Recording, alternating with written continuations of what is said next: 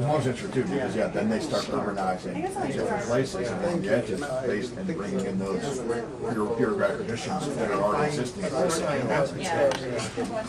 have towns down the stream from where their mobile bases were, with organic resources being built up river. We're often bacon. I thought we would get the afternoon started since we have really thrilled to have a double header. Two superstar Angkorian scholars. We're very grateful that you were able to make it. Dr. Fletcher all the way from Australia. Lucky to have him here in North America for the archaeology meetings. And Sarah Clayson, who's a rising star, bright star in the firmament of Canadian archaeology in Angkor, who's done really amazing work. I didn't know she was Canadian. I just discovered she was Canadian today too. I didn't know. So she's very exciting. And Damien Evans is Canadian, and Rich Hendrickson have done important work. But for I those didn't of you, realise I've been doing this. I know you've nurtured this whole team of Canadians. But I know Dr. Fletcher gave a lecture this morning, so some of them may have already heard this introduction. But he really has made invaluable contributions to archaeological theory and method. Among his many fields of expertise are the philosophy of archaeology, the study of settlement growth and decline, and the analysis of large-scale cultural phenomena over time. In 1995, he published a very important, path-breaking book called The Limits of Settlement Growth, at the University of Cambridge Press. And as I mentioned this morning, you're a self-proclaimed radical theorist, and has been directing the Greater Angkor project, which we'll be discussing today. And this multi-year investigation has really completely transformed and revolutionized our understanding of Angkorian ecology, political economy, and urbanization. And so Dr. Fletcher's research has significantly advanced the study of whole fields of different subjects, from proxemics and low-density urbanism to megacities, social collapse, breakthroughs in LiDAR technology, and materiality theory, which is the topic of this paper this morning, if you missed it. And I'll give you your own separate introduction as a segue between the hours and our double header. But without further ado, we have Dr. Roland Fletcher who will be lecturing on Angkor grandeur and risks. Thank you very much for coming. And thank you very much for the invitation. It's a great pleasure to be in Canada, having nurtured Canadians in one form or another for a while. Also, it's very pleasant for Australians to be in Canada. We've got our talks the wrong way round today, really, because I'm going to talk about the end of Angkor, and then Sarah's going to talk about how Angkor formed the pattern of Angkor. But what I'm going to do is really give you an overview, first of all, of what the place was like, because lots of people don't know. There's a common impression, which is unfortunately prevalent in the terminology of the senior administrators of my university, that Angkor Wat means Angkor, which is a bit like mixing up St Paul's Cathedral and London, which is kind of a big mistake. And it's a very prevalent problem, but it's because Angkor has often been identified as temples. And the crucial point about Angkor is if you have a lot of temples, you have to have a lot of people who manage them, maintain them, and that's a whole urban landscape, and that's what I'm going to talk about. So, first of all, formally, this is the work of the Greater Angkor project. The very important point about the Angkor project, apart from the vast numbers of people who've worked in it at various times, is that it's funded by the Australian Research Council and has been very substantially funded over a period of more than 15 years.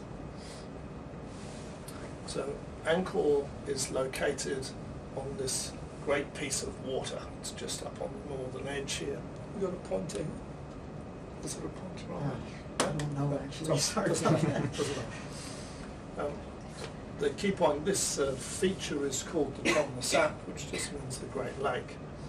And what you'll notice is that there is a dark blue bit in the middle, and then there is this sort of splodgy green and blue bit. Well, the dark blue bit is the permanent lake, and that's 3,000 square kilometres. And that enormous area, which covers more than 10,000 square K, is the seasonal flooding in the monsoon. And that occurs because the Mekong, which is coming down on the right, is trying to get the monsoon water out through the delta. and the delta doesn't have enough open channels to do that. So it backflows up into this basin. The reason then why Angkor is where it is that seated on that lake, it controls 10,000 square kilometres of annually flooded land, which if you're running a rice economy, and an economy founded on the consumption of fish, is profoundly important. This is like the resource dynamo of an old agrarian-based economy in Southeast Asia. So just to show you where it is in detail and more of the pattern of this landscape. Numerous rivers coming into that lake. Transport systems running across the north side of the lake particularly. Angkor is on the main route from Thailand through to the delta. That's the critical strategic control. Now that's interesting. My screen is not moving. Why is that? What's up? Okay. For some reason the screen is not moving. That's moving, but this isn't. Okay. All right. Just could we hang on a second? It's a bit disconcerting. What's happened?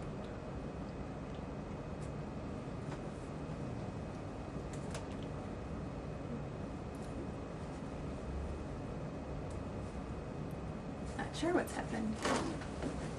Try closing it, reopening it maybe.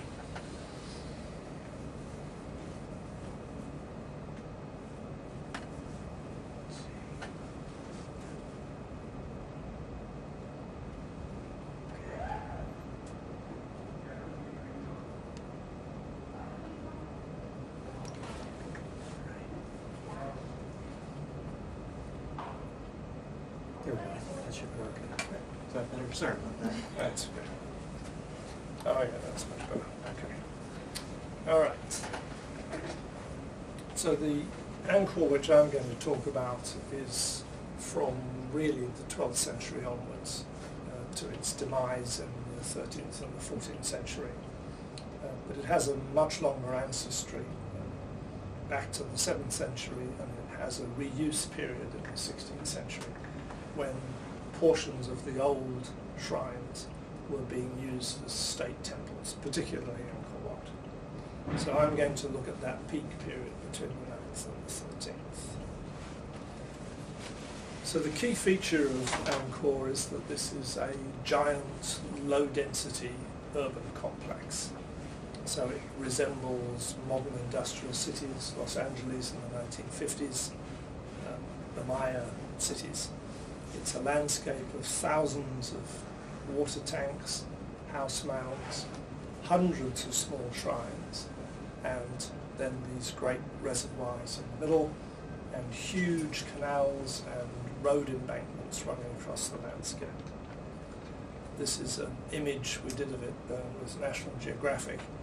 That's actually a 7-meter long image if we printed it out, and it's actually cheating, because when we were talking to the artists we said, well, all Angkorian houses have lots of trees around them, so technically where all the houses are, which is the brown, should be dark green.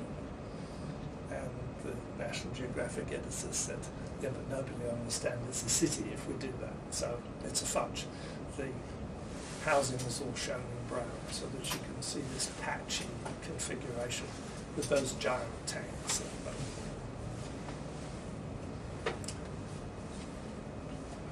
Now the iconic building of this place is Angkor Wat, which was built in the early 12th century.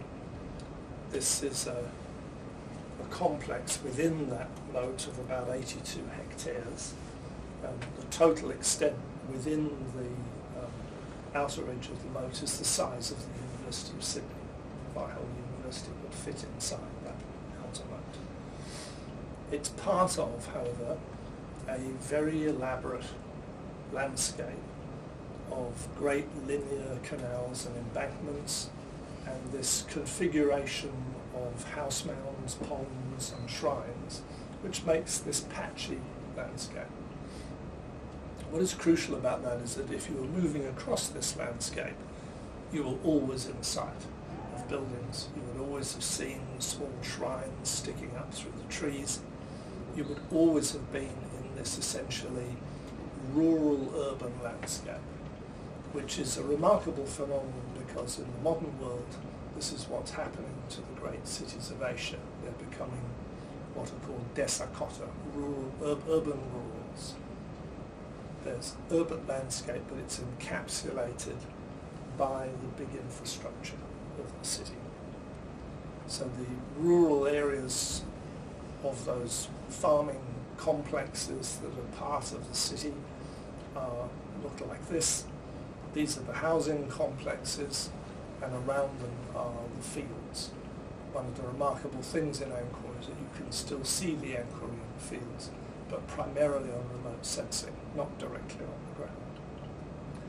So the patches of which Angkor is composed would have looked something like this. That's actually a modelling using the original Angkorian field arrangement, and then houses with trees around them, big water tanks and shrines.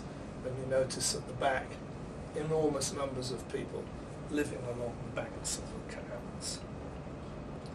The engineering that's involved in the construction of this place is massive. This is an example of one of the Angkorian Roads. This is the one going west towards Thailand.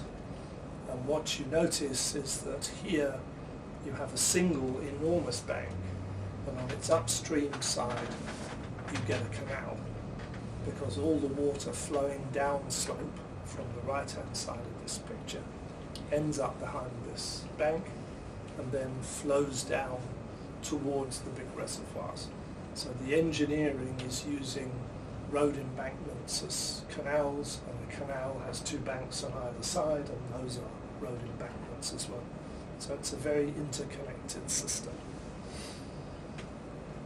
Then, as now, people lived along the roads as well as away from the roads on their residential complexes, and they lived in buildings quite similar to the rural urban settlement patterns of Cambodia today. They live in relatively flimsy buildings with timber uprights, semi-open walls or rattan screened walls, and then roofing made out of palm leaves.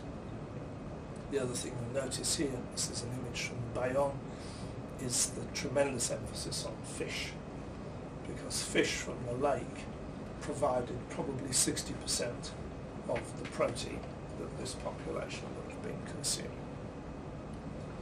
Contrary to the image that is prevalent in the tourist industry of Angkor, of these great temples, this is what most of Angkor would have looked like. This is actually the Siem Reap River in the 90s, with people living and housing along the canals.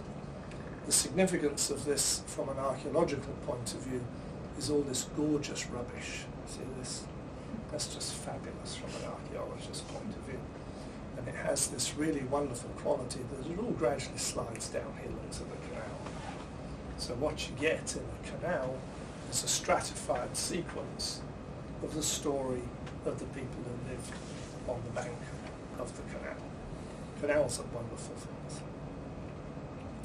But this is also a place of very big road systems and enormous enclosures around shrines. This is part of the work of Tom Chandler, a big project working on creating animated visualizations of Angkor using games engine technology. That's his background. And he's recently produced a model of Angkor Wat, which you can watch, which runs through a 24-hour cycle.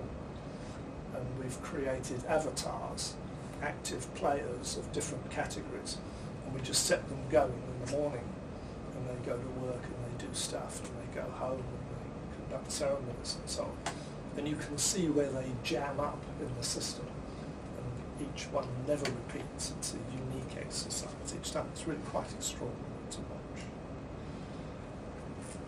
Now, the crucial problem with understanding the central portion of Angkor is that because the French designated central Angkor as a reserve, and it has since become the World Heritage Park, it, unlike the majority of the landscape of Angkor, is densely forested. And you can see here the contrast. That's an aerial photo view just of Angkor Wat. Notice all this area here around the temple, and that is a LiDAR view. So underneath all those trees is a road grid, and each of the dark splodges is a pond, and each of the light marks is an occupation land. There is an extremely systematic residential system in there, ballpark of about 260 ponds, which on a Chinese report of between 1 and 3 families per pond would give you about 4,000 people. And I'll return to the significance of that number later. So that instead of having a temple in the jungle or a temple in the midst of a big empty space, you would have had something like this. This gives you some idea of the rigour and organisation of this state. You can see this also in the inscriptions. There's an inscription from Thailand which simply says, bring in for corvée labour the people of categories 2, 3 and 4. So the whole society is categorised probably by season of the year for when they're available for labour. Recently, Miriam Stark and Alison Carter have been working in Angkor, actually analysing the occupation pattern of those mounds inside the enclosure. And what is coming out of this is that this is a relatively superficial domestic occupation signature. And one of the questions is why? Is this because this is a not particularly wealthy population? They're essentially immediate service labour for the temple, or is it that this is actually turnover occupancy, that these places are used on a turnover basis by different people at different times? And that might be the case because we know from the inscriptions that the Khmer used a 2-week on, 2-week off labour pattern. It seems unlikely that people are moving in and out every fortnight, however, but we're not quite sure what is working here. That's just a still out of Tom's avatar model. Those people walk, they go to work, and then they mill around, and they have lunch, and they mill around, and they come home again. It's really quite wonderful. Now, the history of Angkor and the nature of Angkor was seriously misunderstood because the people from France who were trying to understand it came with a European medieval perspective. So from their point of view, something as huge as Angkor Wat was actually a town, and this is why. On the right-hand side is the 16th century town of Leiden in the Netherlands. European medieval and early modern towns were extremely small. And Leiden is a non-trivial place. This is a place that resisted the Spanish army for many years. So this is not small play. So what the European scholars tended to do was to see anything that had a moat around it or a wall around it as a city in its own right. And that's a completely mistaken perspective of Angkor. It does a great disservice to the Khmer because that's not a city, that's just a temple. That's the scale on which these people are working, and it's one of 7 very big temples. But these are not cities in their own right, they're just moving additions of central locations in a very large urban complex. Now the central portion of Angkor is the place that we've come to know in great detail. I've shown you briefly what the whole of Greater Angkor looks like, which is like Greater Los Angeles and so on. The middle turned out to have some very surprising characteristics. So this is what it looks like from the air. All that green stuff is triple canopy forest. And this is what we knew of the middle of Angkor prior to 2012, before the LiDAR surveys were done.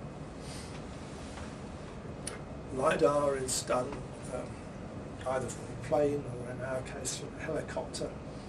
The LiDAR survey unit's that white thing, fires a beam of photons at the ground.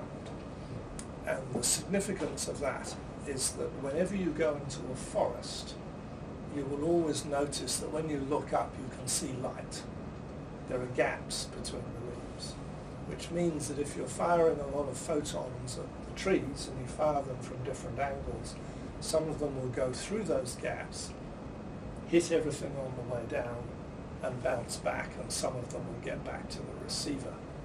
And what that means you can do is you can produce a three-dimensional image of the landscape from the top of the trees, which is up there, down to the ground level.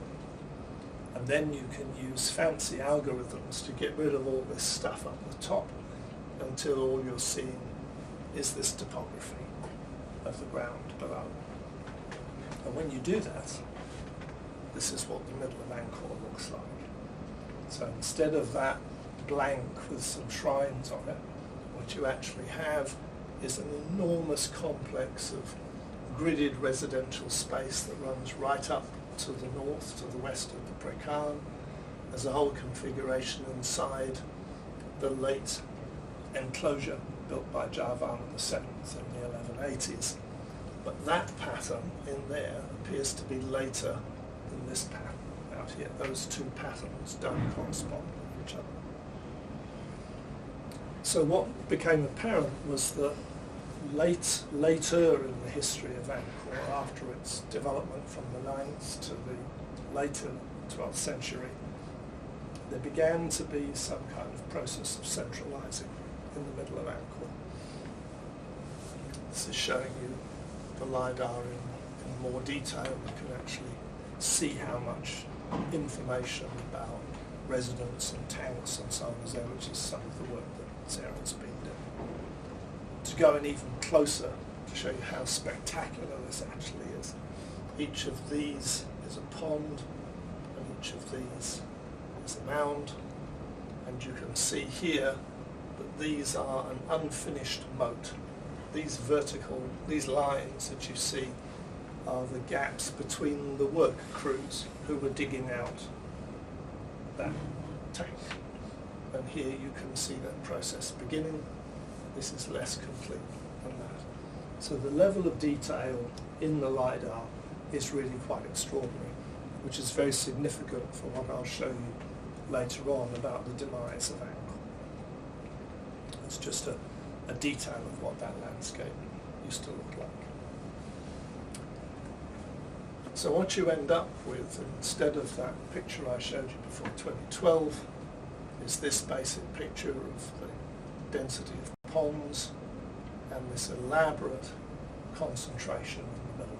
But notice that this is all quite late in the history of Angkor. Now, to give you some idea of how extraordinary and wealthy this place was and the grandeur of Angkor, what I'm going to do is to look at two of the state temples of Javan VII, built in the late 12th, early 13th century, the Prakan and the Ta Prohm. The Prakan was dedicated to his father, and the Ta Prohm was dedicated to his mother. And these are big monastic centres, and the scale of them is what I want to emphasise to you.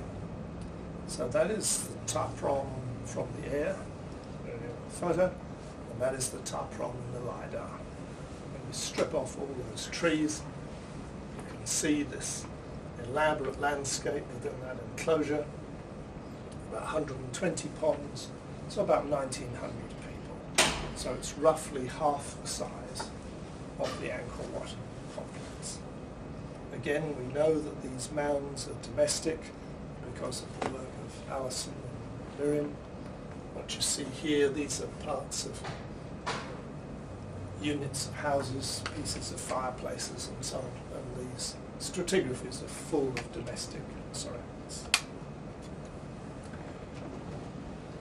So you have a whole complex of people living around this structure. The staggering thing about these temples, and the reason why one should pay attention to them, is their wealth and their grandeur. This is a ground LiDAR image. This is using LiDAR within buildings to map the interior surface of the building. So what you see on the left there is a collapsed pile of rubble, and this is the interior of a shrine. So you notice here these are people. They're not Khmer, they're not Angkorian ghosts, they're modern tourists who got in the way. This is a doorway that you come in. There's a small tower, there's a doorway, there's a big tower, there's a doorway, and the tower. And the thing you can see is these dozens of holes in the wall. When you look at them in more detail, what is clear is that these attached panels to the walls. And you can actually see that there are locking bar arrangements, there are locking bar features at the top as well. What is significant about this is that one of the queens of Jayavarman VII, a woman called Jayadevi, has in an inscription stated that she allocated what is either 15 tons or 60 tons. We're not sure what the figure actually relates to, but it's at least 15 tons of gold to decorate one of these shrines. 15 tons of gold in current day value is over $1 billion, which gives you some idea of why the Chinese used to refer to Angkor as Angkor the Golden. They had good reason to do so. So these grey features that you go into used to have panels on the wall, and if you put some gold in, that's what you actually walked into. These were gold boxes.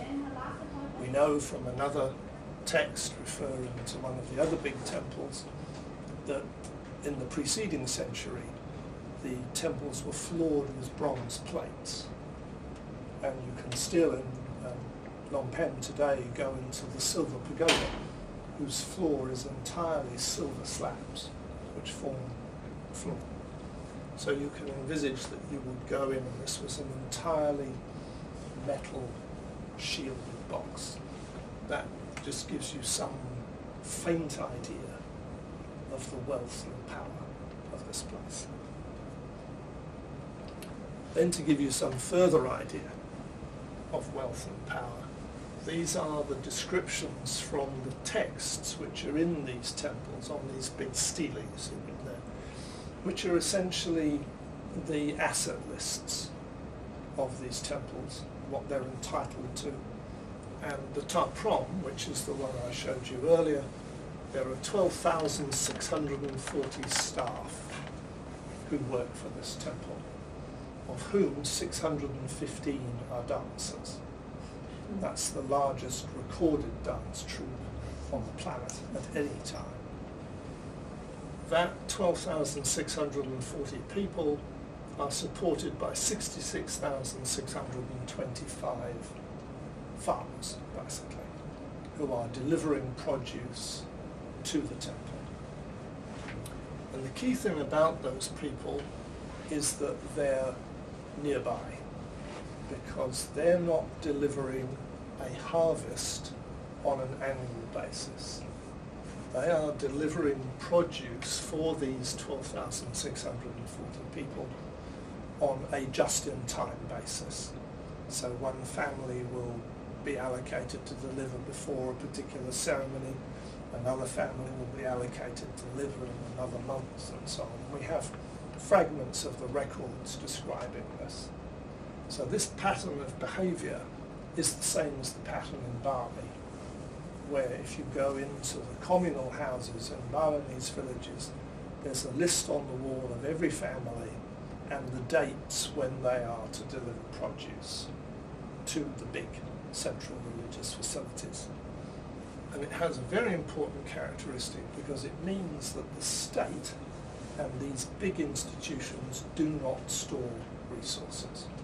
There simply are no big storage facilities in the temples, and it has a very nifty device because what it means is that the risk of damage during storage is borne by the farmers. If the crop is damaged in their storage, that's their problem.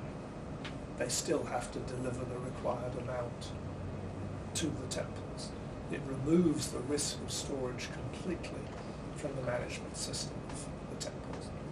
So when you get to the end of the year, the Ta Prohm was cooking the equivalent of 2.5 million kilograms of rice a year, which turns out to be just about World Health Organization food standard for that population of 12,640 people.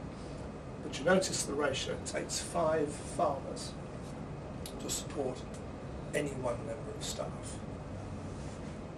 If you extrapolate from the Ta Prohm to Angkor Wat, you've got roughly double the number of ponds for some specialised portion of the population that works around the temples.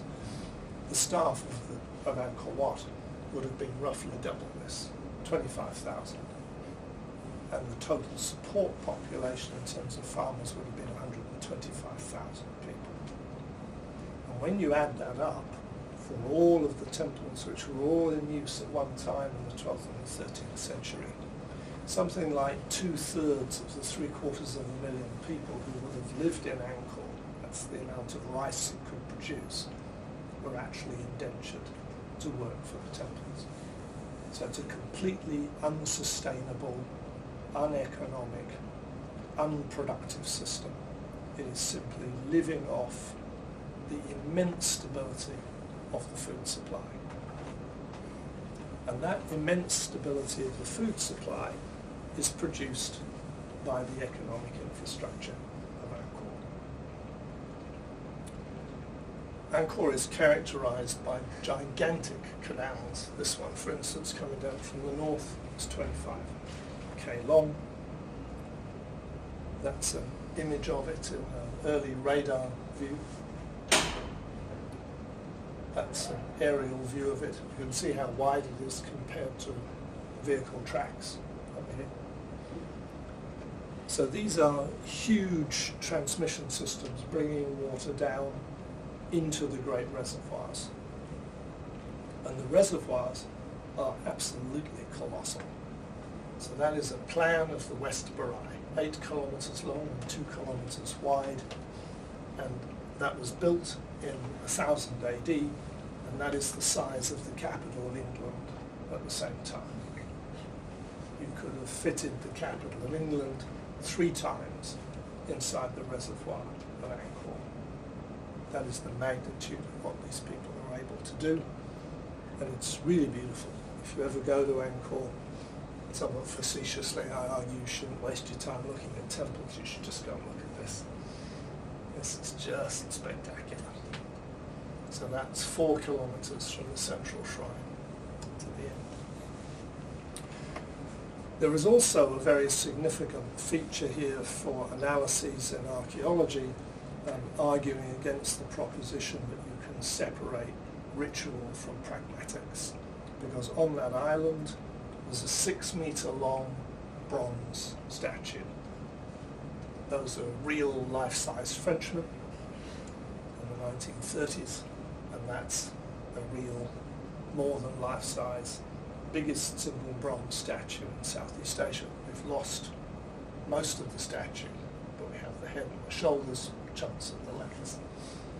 So in the middle of this enormous pragmatic reservoir is this very high-grade, intensely specialized, ritualized image of Vishnu, who is reclining, sleeping, and thinking the universe into being. And every time a lotus would blossom from the belly of Vishnu, the world is born again. And when we cord in the pond around him, the bottom of the pond is full of lily pond. It's full of lotus pond. So every summer, as the monsoon began, the lotus would open, and this shiny metal statue would reflect the lotus blossoms in its tummy, and then the rains would begin, and the crop economy is regenerated. These people are playing very elaborate cosmological games. What you can see today, even from the air, is the grid of the Angkorian rice fields. That's these brown things, the thin lines and the modern ones. And if you use radar, you can get underneath the current vegetation. These are all the rice fields just to the west of Angkor Wat. So this is a completely urban, rural landscape. Angkor Wat, that's the corner of Angkor Wat, right there. And those are rice fields. And then there are major shrines out there. So that's what that landscape looked like. Now what this means in the whole of the region is that what we now see as tropical forest was not tropical forest at all in the Angkorian period. Essentially for hundreds of kilometres in all directions, the forest had been completely removed and replaced by paddy fields, engineered paddy fields. So it was an immense engineered landscape. And we would suspect that on the lower slopes of the Kulen, though it appears not on the upper slopes, there would have been clearance for marginal agriculture at the edge of the system. What happens to Angkor is that between the 13th and the 16th century, you get to the end of the medieval warm phase. Angkor essentially, from the 9th to the 13th century, rode this warm period on the planet. What's significant about a warm period is you get more water and you get more crop yield. But what is also very significant about the end of a climate cycle like this, when you drop down into what we call the Middle Ice Age, is that the transition from a warm to a cold period, or vice versa, which is where we are at the moment, is extremely unstable. When you make these transitions, the temperature doesn't just drop steadily, it flips around, because the whole dynamic of the atmosphere of the planet is continually readjusting itself, and it's very unstable, which, guess what, is what's happening to us at the moment. We can actually identify in great detail what was happening to the monsoon in this period, because my colleague Brendan Buckley from Columbia University found a species of tree in Vietnam, which unusually for tropical trees is extremely vulnerable to the amount of water that it gets. It's a very obliging tree. If it gets lots of water, it produces a very thick annual tree ring, and if it doesn't get very much, it produces a very thin annual tree ring. Temperate forest trees do this all the time. Tropical forest trees don't. This is a very unusual feature. And when you plot the thickness of these lines here, you can produce a diagram which is a proxy for the amount of water that was coming into the landscape at any one time. And a tree in Vietnam will suffice to tell you about the monsoon cell that dominates the Southeast Asian mainland. And this is the diagram. So we're starting here roughly at 1300. This is the present. So here you see the fluctuation of the monsoon over the last 500 years. This is where we are, and this is what we envisage to be a normal and a severely wet monsoon.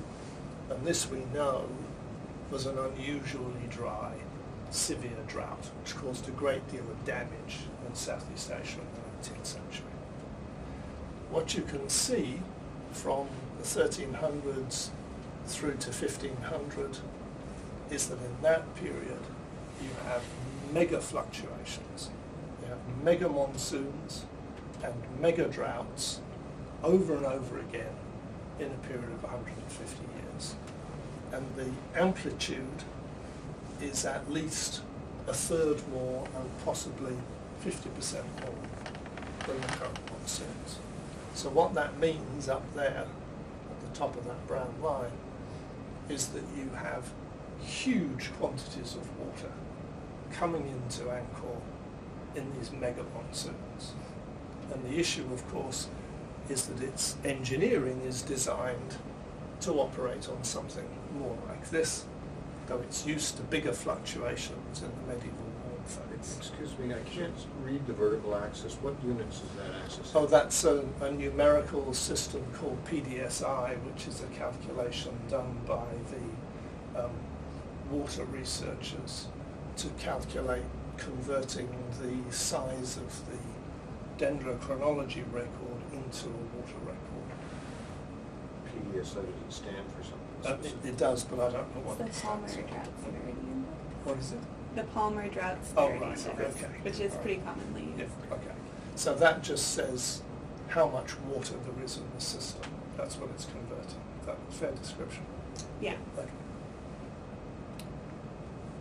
So when you look at Angkor, you can look at the various components of the water system and you see some very striking things. In our archaeology for several years we were really mystified because down here in the canals we had huge amounts of sand filling the canals, which suggested very large amounts of water coming down the canals. But when you look at an area at the eastern end of the East Barai, what we discovered was what used to be an outlet coming this way had been blocked by a wall, and a temporary canal had been brought down to it to bring water into the Barai, halfway down. So the implication was that they were really severely short of water, and they could only guarantee to fill half the Barai. So they didn't want to put the water into the northeast corner, they needed to bring it further down.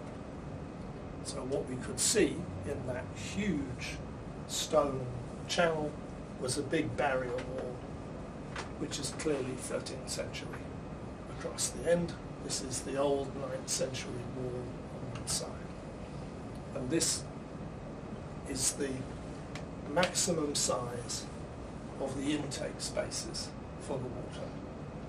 So these are a series of arches cut into one side of the Barai to bring water into the reservoir. So they're behaving as if in this Barai they're very short of water.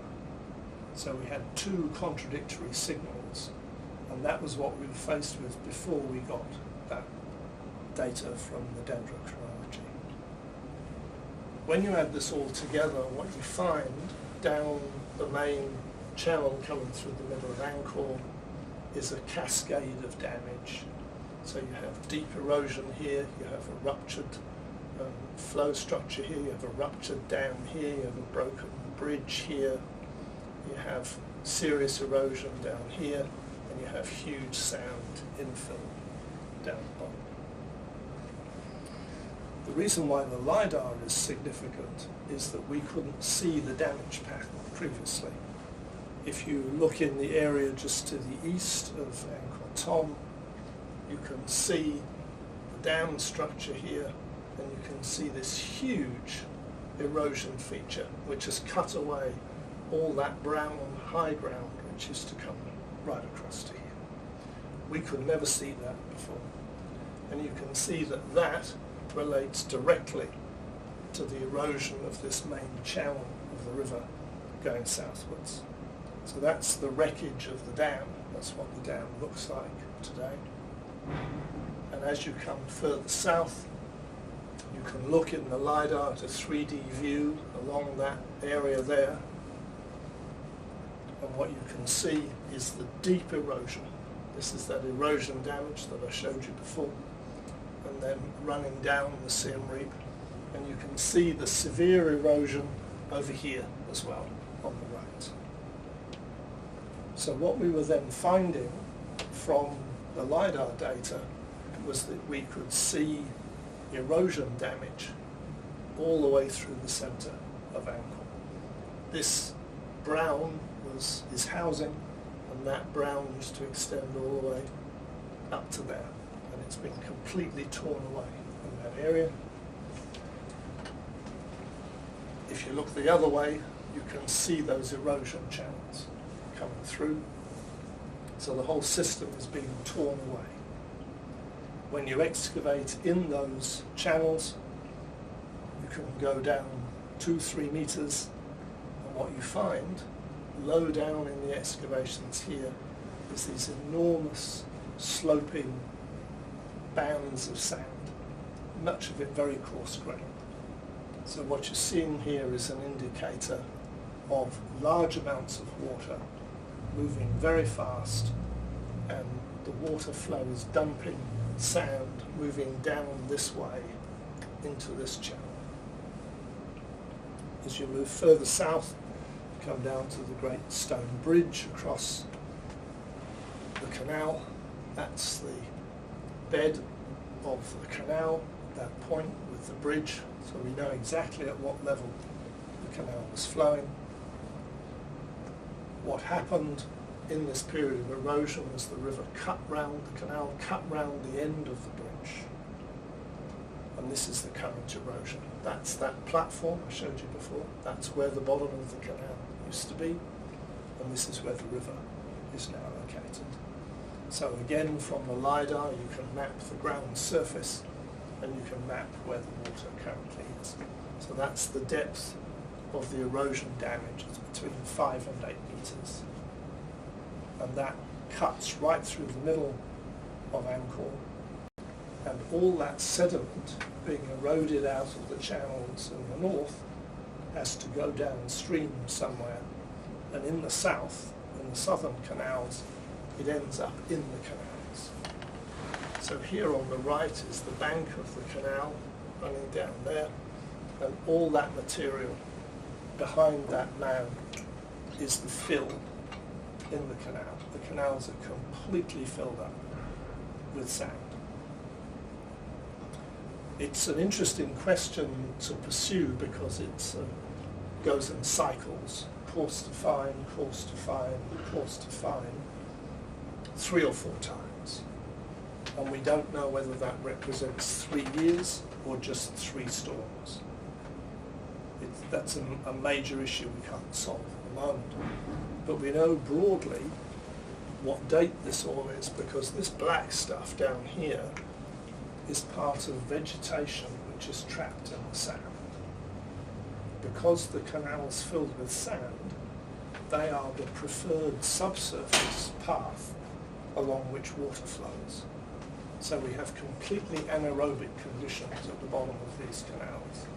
So we have really good vegetation samples from down here.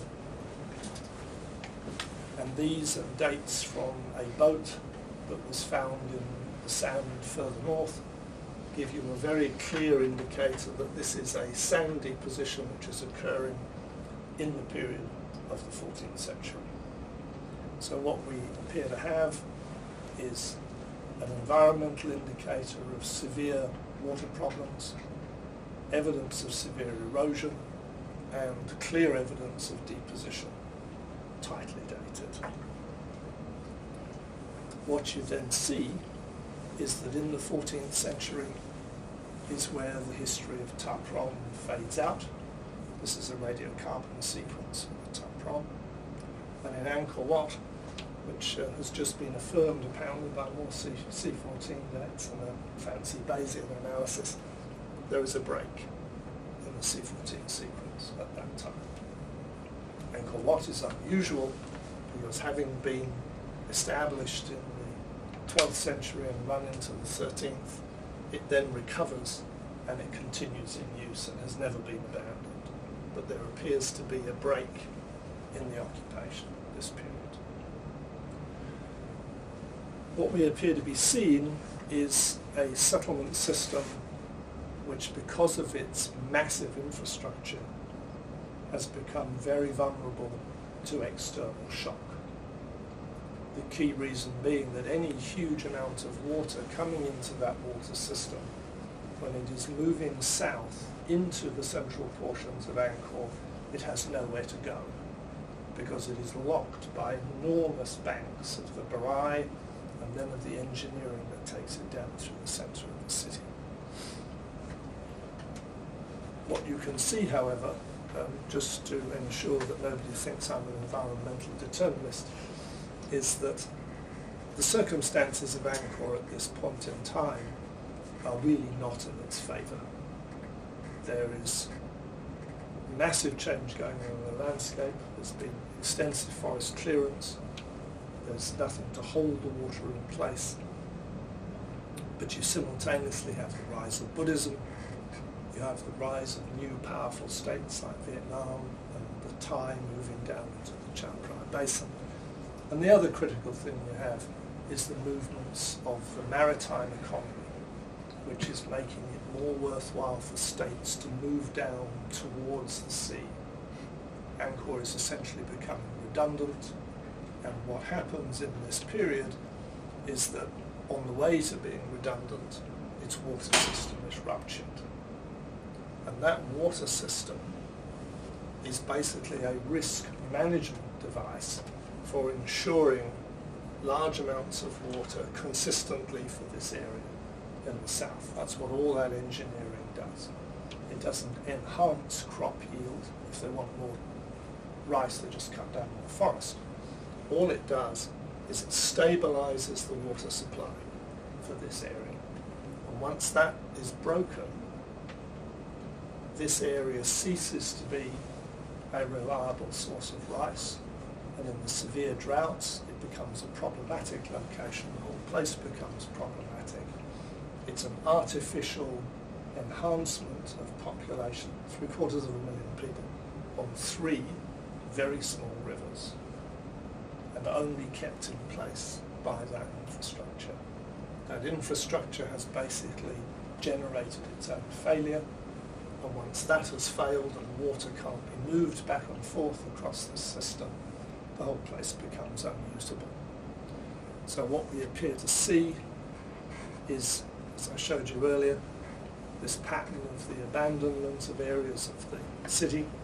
We need to do more work elsewhere to actually excavate into domestic surfaces. But we've actually had a survey done by David Brotherson collecting Chinese ceramics, showing that by the 14th century occupation is thinning out and minimizing down to the south, and in the 15th century there is an extremely low occurrence of occupation evidence from the dated material, which is the Chinese ceramics. So we end up with a situation where there are just patches of occupation in the south, which is where later on you find the Wats of the post-Angkorian period. And the critical development is that the area around Angkor to the north of the lake reverts essentially to agrarian villages in an environment which, when the French see it in the 1860s, is almost entirely forested, and all the urban centres which are marked in red from the 16th century onwards are south of the lake, around the junction of the Mekong and the Tonle River, and back up the Mekong. That area in the middle, in a disturbing pattern that you see with other low-density urban systems, the Maya, Sri Lanka, and Cambodia. The old heartland, the urban heartland, basically empties out back to a rural structure. There were 6 or 8 villages in the middle of Angkor when it was first mapped by the French in the 19th century, and the urban world moves to the periphery around that old heartland. The old heartland is largely abandoned. This suggests that low-density urban systems are chronically vulnerable to severe climate change, which leads to a whole series of issues about how we analyse the present world in which we're located, and this is part of the army of people who have to be thanked for all the work that was behind that material. Thank you very much.